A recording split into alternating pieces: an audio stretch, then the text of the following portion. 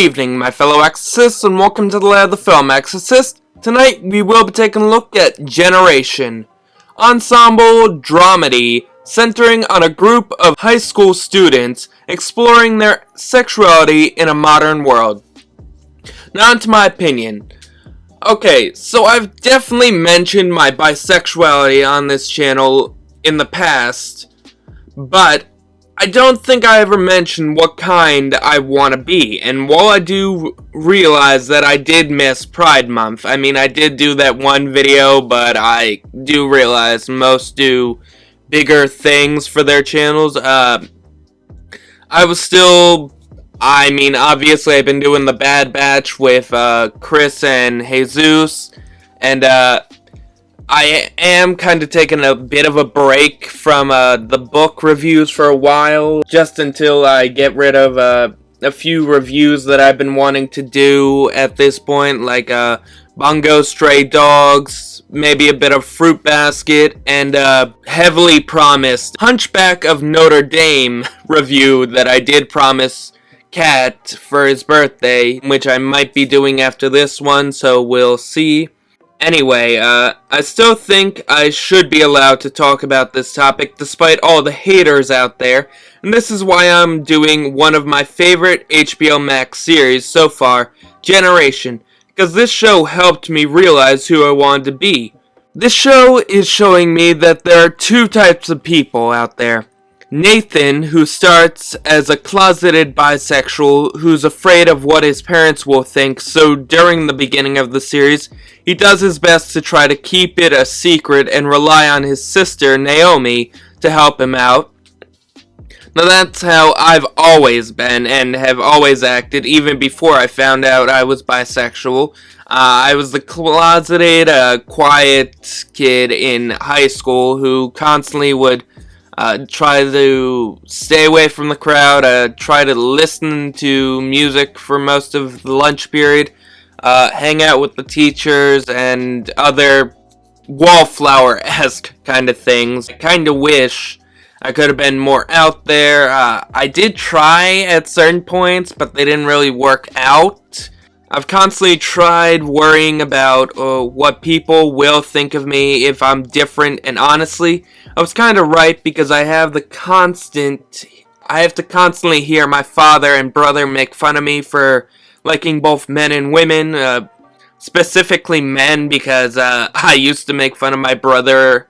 I called him gay because that was the thing that you do in middle school and high school if you didn't like somebody, and I do see the repercussions of what happens when you do that. Now I'm constantly getting made fun of for essentially what I used to make fun of my brother for, because, I like men, I like women. I'm now coming to terms with this, and especially since I didn't figure it out until I think this year or last year. Now the other type, which is represented by Chester, the gay of the show, who isn't afraid of what people think of him, constantly dressing however he wants, which is crop tops and skinny jeans, which, dang, he looks hot. But he's one of the best written characters in my opinion, but either way, he is the type of person that I want to be.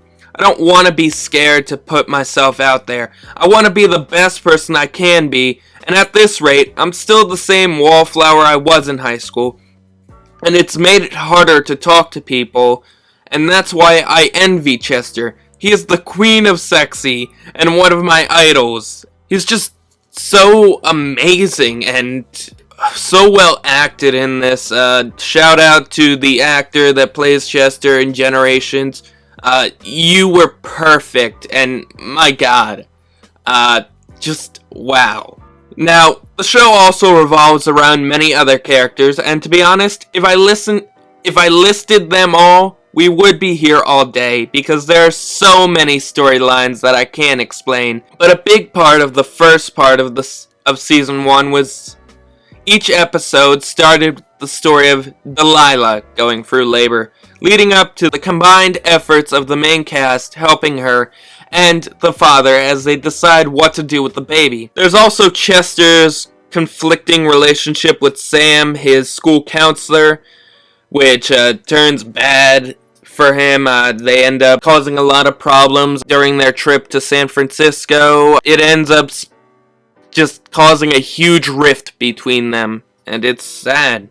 There's also Nathan's conflict with his homophobic mother, and pretty much the show focuses on the many things that teenagers have to go through during this generation and through Generation Z. Like how many people from the old generation are still confused or against the LGBTQ plus population, constantly going by the many stereotypes that they were created, making fun of the community, or they still believe that it's wrong for two people of the same sex to be together, which is kind of surprising with how far we've supposedly come.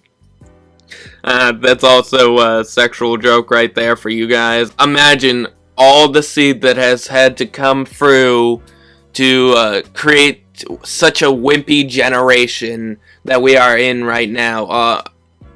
All the parents that are constantly nagging and creating these punk-ass kids that sadly I'm a part of. Just all these idiots out there that are making the world a worse place. But yeah, this show does its best to show the many problems that the LGBTQ plus community needs to overcome and how hard it truly is to be a teenager. And the best part of this series is it's being created by a father-daughter team looking to make a difference while also trying to make their show more realistic compared to the many unrealistic shows that networks are constantly dumping out on us. I mean, I think my grandmother mentioned this previously, or my mother. Today, you look at all these shows, you've got so many choices that you don't even want to watch anymore. And back then, during my grandmother's time, they had so little TV that, honestly, they didn't take for granted TV like we do today. That's what I'm trying to say.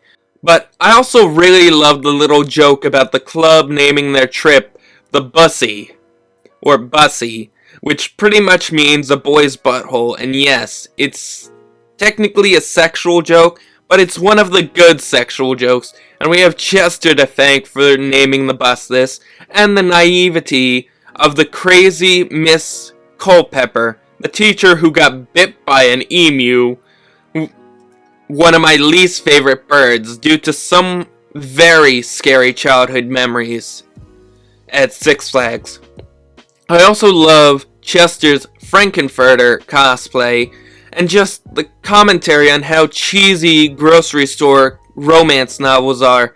Pretty much my favorite episode is Chester's date with Beau, his first boyfriend, and we have Nathan to thank for that. Thanks, Nathan. So yeah, I really enjoyed this show, and for the past couple of days, I haven't stopped talking about it, because I feel so many people need to at least give this series a try. And honestly, I can't wait for the second season, because I want to see who met up with Chester on the roof in the finale, and I really want to see if Megan can finally accept her son for who he wants to be. So I'm giving Season 1 a 9.9 out of 10, and I highly recommend it to anyone who might be looking for a great teen dramedy to binge watch, or if you're looking for a great LGBTQ plus TV show that does its best to stay relevant, especially with the many songs that it uses to close out each episode. And it's also good. It's also a good show for anyone that enjoyed Euphoria, I believe it's called, on HBO. I mean, I haven't seen it, but I heard it's just as good. Or if you are a huge fan of Steven Universe or The Owl House, this might be a pretty good introduction to more teen shows. But yeah. Anyway, don't forget to like, comment, and subscribe, and click the little notification bell for more of our content, and to let YouTube know that we're doing a great job. Now, have a great night, stay fabulous, my friends, and if you're listening to this in the car, please honk once for the Bussy. that beautiful broken down bus in the desert. Have a great night.